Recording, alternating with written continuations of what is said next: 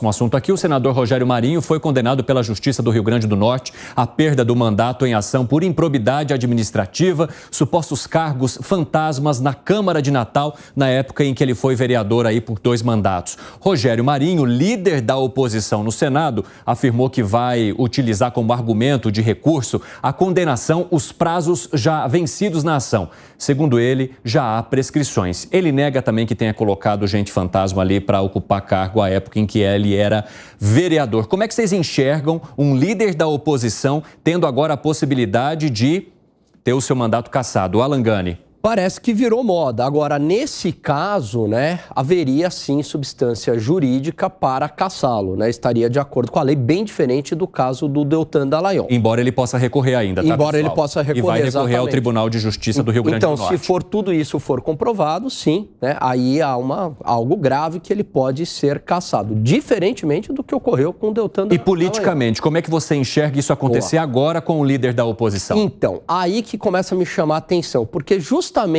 são as pessoas de alguma maneira ou ligadas à oposição ou ligadas à Lava Jato que a justiça está indo para cima. E a gente não vê exatamente o mesmo tratamento para aquelas pessoas ou ligadas ao governo ou que foram condenadas pela Lava Jato. Muito pelo contrário, muitas dessas pessoas continuam ocupando cargos muito importantes no Congresso Nacional. É só coincidência, Fábio Piperno?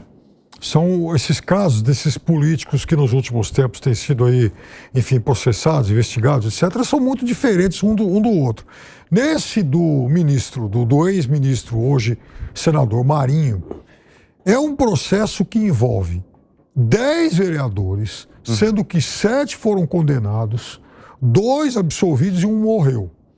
Então, isso aí, eles foram processados pela suspeita de 800 nomeações de funcionários fantasmas em uma cidade que não é exatamente uma megalópole. Então, uma cidade importante, mas não é uma metrópole, tão grande assim. Então, 800 cargos em Natal fazem muita diferença.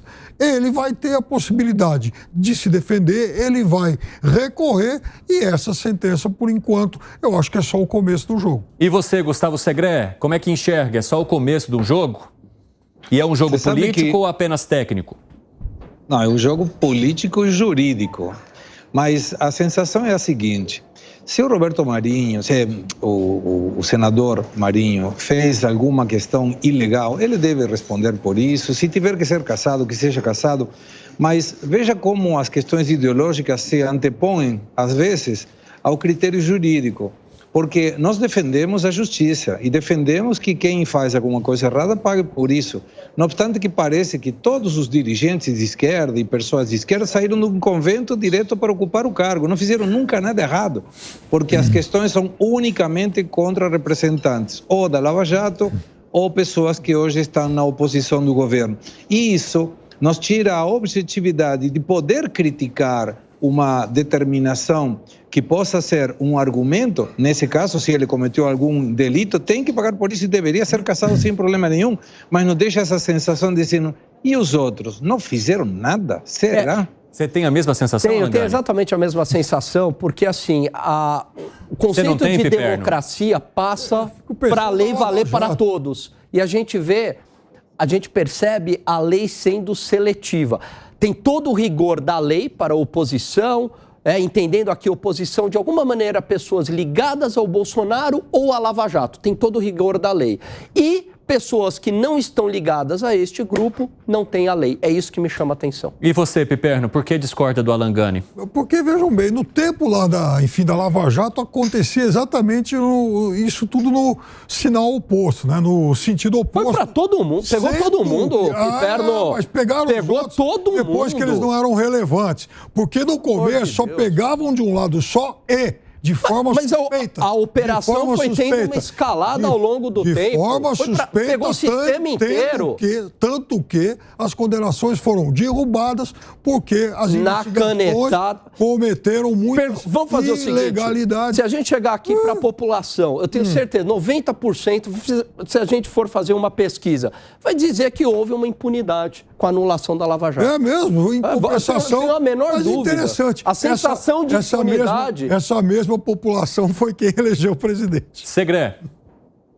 Vamos a lembrar um pouquinho, naquela época a polarização era o PT de um lado, o PSDB do outro, e tinha muita gente do PSDB com a mão suja. Inclusive tiveram não somente questões vinculadas com investigações, sino também com sentenças. O MDB tinha também uma participação muito forte, o Cunha, tantos outros que foram inclusos dentro da Lava Jato e que não tinha a ver. A polarização ideológica de hoje não é a mesma que era da Lava Jato. Naquele momento, a possibilidade de que aparecesse um Jair Bolsonaro era impensado. Ninguém sabia quem era Bolsonaro até uns meses antes da eleição. E eu lembro muito bem quando foi perguntado uma pessoa da Odebrecht na época quem ele tinha pago. Ele falou, olha, pagamos um monte de gente, mas eu posso te dizer a quem não pagamos. E uma das pessoas a quem não tinha pagado nada era Jair Bolsonaro.